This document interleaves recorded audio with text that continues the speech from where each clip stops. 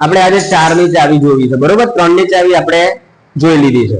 હવે 4 ની ચાવીમાં કેવું છે તો કે ભાઈ કોઈ પણ સંખ્યા તમને આપેલી છે, ગમે એવી મોટી છે, એ સંખ્યા જો એ સંખ્યા જે આપેલી છે એનો એકમનો અને દશકનો અંક જો 4 વડે ભગાતો હોય તો સમજી લેવાનું કે આખી સંખ્યા 4 વડે ભાગી શકાશે, બરોબર.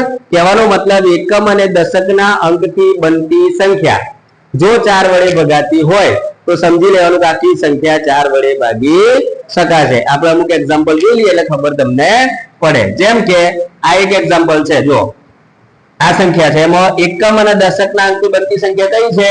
24. કઈ છે? 24. તો આ જે 24 છે 24 ને 4 વડે ભગાય કે ના ભગાય? ભગાશે. તો સમજી લેવાનું કે આખી સંખ્યા 4 વડે ભાગી શકાશે. બીજા નંબરની જે સંખ્યા છે એમાં એકમ અને દશકના અંકથી બનતી સંખ્યા 36 છે. કઈ?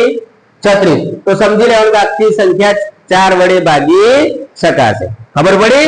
ચલો, જે છેલ્લા નંબરની સંખ્યા છે એને તમારે કોમેન્ટ કરી અને તમારે મને જણાવવાનું કે સંખ્યા ભગાશે 4 વડે કે નહીં ભગાય આ સંખ્યા. હા, ચલો.